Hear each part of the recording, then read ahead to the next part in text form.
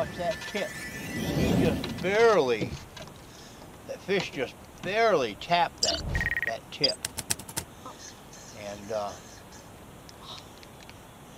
what we've done, what I'm doing here, everybody, is we're in about 20 feet of water, 21 feet, and there's a bunch of brush that we found right here. And I'm just tight lining with minnows over these areas. And this is the second crappie that I've caught. So I know I'm in a good location. This brush pile seems to be good. I tried some docks and the fish weren't there, but it seems to be that they're kind of holding out on the brush pile. That's one there's a little bit small. I'm going to throw him back in, but hopefully here before I'm done today I'll be able to catch a few more.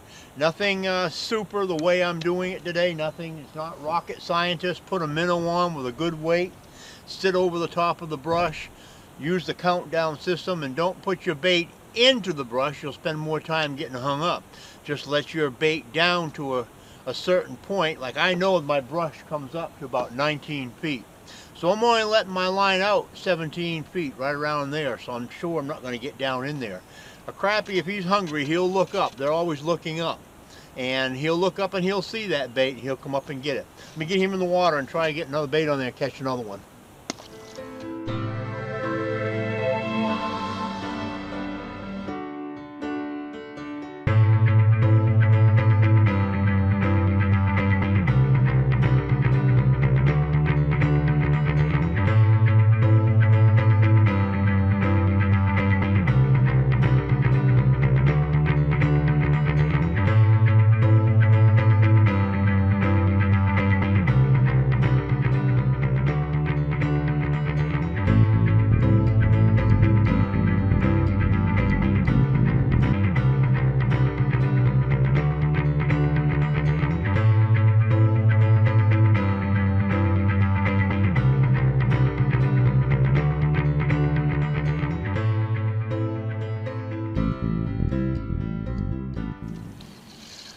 Right, there's a good crappie.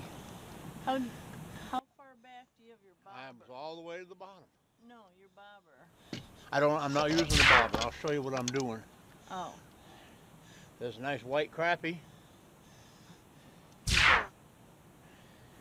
First fish of the day. 1-0. 1-0. One. I did. Not very big, whatever he is. Got a bite. Look at that. Well, that goes to show you anything will bite out here in the wintertime. There's a darn little brim. And I'll tell you what. He is as pale as he can be. Put my thumb in his mouth. Well, pale he is. Pretty fish. He's even got a kind of a purple lavender tone to him.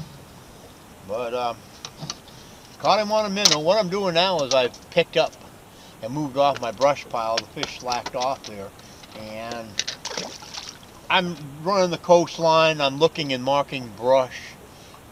This here, a couple weeks ago, if you saw myself and Eric, we were out here fishing on Scott. And this is a new lake to both him and I. And so we're learning it. So any advice anybody out there can give us, we would really appreciate it on this lake, okay? Whether it's crappies, walleyes, smallmouth, we're going to try and catch them all sooner or later here. So, but what I'm doing is I'm really learning the lake today. If I don't catch a lot of fish, I don't care. If I catch a few, that would be really nice. But I'm trying to find brush and mark it, and I'm trying to see how the points are structured on this lake and different things like that. We've been driving around, watching our depth finder, and marking all kinds of stuff. So you want to probably take some time when you come out on a new lake and do that. It'll pay off in the long run. Just don't come out and start fishing and expect you're going to catch a whole lot of fish, because it never seems to work out. At least it doesn't for me. I like to go out and take an hour or so to at least learn some locations, and then over time, fishing this lake, you'll eventually learn more and more and more every time you go by talking to other anglers and just by fishing it yourself. So that's just something good to remember. I'm going to get another bait on here, another minnow, and keep working this shoreline and just keep trying to mark some brush. That's all I'm doing. All right, everybody, we just hooked onto a good fish right here. I don't know what it is. I'm going to tell you what it feels like to me. It feels like a catfish. But we're in an area that me and Eric have fished before, and there's a good brush pile here, and it seems like it always pays off, so we come here first. I've only got about 8-pound test line here, so I'm going to fire him out and see what it is. Could be a smallmouth. It's a good fish. Can you hand me that net back there? Whatever it is, it's aggressive. I know that. Let's see what we got going on here, folks. Oh, we got a striper. Look at that. I never expected to see that at all. Wow. That there is going to have to be a go-home fish. That's for sure. Let me get him out of here. There we go. Not a very big striper, but that's our first striper here on Curse Scott. And not a very big one, but I'll tell you what, there's going to be a couple of nice fillets right there. So let me go ahead and get him in the live well. I'm going to get my line back out and try this again. I just we drifted off from the area because the wind was blowing and getting set up. So I just now pulled back into the area and back into our brush pile and picked this little guy up. But anyways, I want to get him back in where he belongs and get my bait back out. All right, we got another one, folks. I don't know what it is, but we're going to fix him to find out. Oh boy, it feels like another striper. Oh, smallmouth. Smallmouth. Let me get my darn net. Well, I can't get my net. It's got a fish in it. Ha! Oh, here we go, another fish. Here you go. Here you go. Put your paw in the holder. Here you go. I need help up here. There you go. All right, let me get mine. Oh, what a smallmouth. You remember the one you reached down in to get? Where I didn't have a net? Well, anyways, I caught him. Now I got a fish coming in on the other side of the boat here. And then I'm going to go net this other fish. And then I'm going to net this other fish, and we'll be back to talk about this one. All right. Another smallmouth.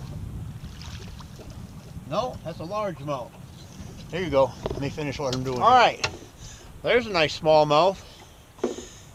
And I have been doing really good catching the smallmouth in this lake. I really didn't think that the smallmouth were a very large quantity species for this lake. I thought basically it was probably more of a spot and more of a largemouth lake, but this is probably about 5 or 6 smallmouth in the last couple of outings that I've caught. And he's a good little chunk. Nice fish, real healthy, pretty color, and I'm gonna get him back in and get it back out again. So you guys saw the show here we did a little while back where Eric caught one and Jim forgot the net, so I caught the fish, tried to grab him, and I could see the fish was just barely hooked in the lip. Anyways, we never ended up getting him in the boat, but that was a nice one. I think he was a little bit bigger than this, but let me get him back in, guys. Here's one I got off the other pole. Nice little smallmouth. You know what? That's not a, I'm sorry, that's not a smallmouth. That's not a largemouth. That's a spot. Let me look at his tongue. Yeah, that's a spot. Nice little chunk. Probably about 1.5 pounds, maybe 2 pounds, but hey, I don't care how big they are, as long as we're catching fish. As you can see, it's kind of got cloudy on us out here, and I think we got a cold front coming in. We're catching these fish before the cold front, so maybe that's what's helping us out. And you got a fish on that rod right there. Anyways, let me get him back in the water, okay? That's another one that I caught when I reeling in that smallmouth. This largemouth was on there.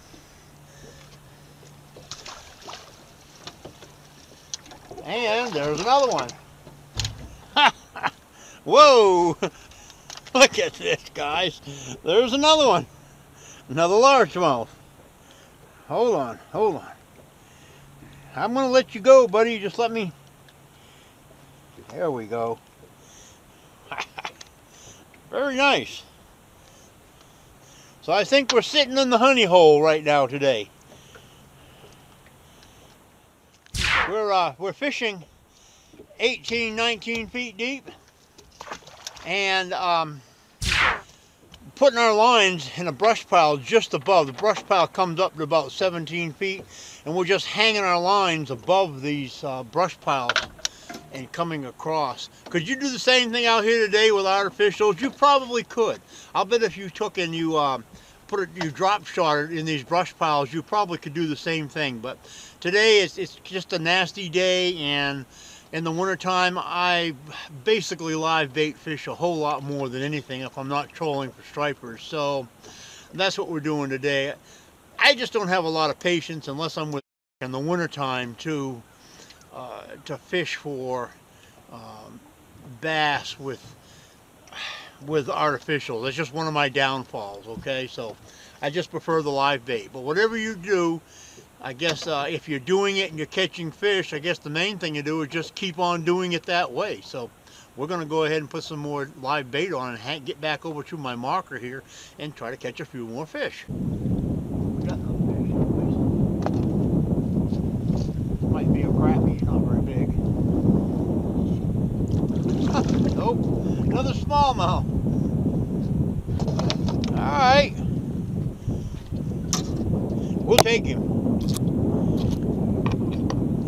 We'll take him.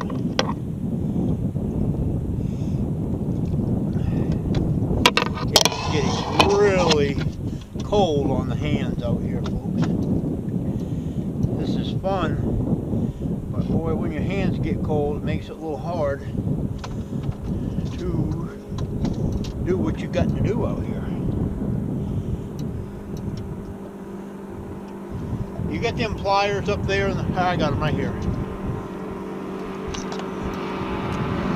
Alright. We just set up from that last fish we caught. I'm headed back to the buoy. Kind of slow trolling as we're going. This little guy came along. This lake is going to be full of smallmouth. We're just nailing them right here, it seems like. Alright.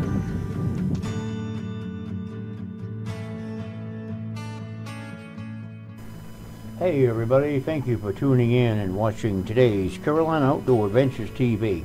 We had a great time out on the water today, and if you ever get a chance to head up there to the Wilkesboro area and fish Currascott Reservoir, you really should do it. This is an Army Corps of Engineers lake, and basically it has clear water about all the time, and it's a small lake and it's really easy to learn. So get yourself in your boat and head on up and enjoy the waters up there around the Wilkesboro area. Once again, thanks for tuning in. We hope you enjoyed the program today. We'll catch you somewhere next week in the great outdoors when we do it all again. Thanks for watching.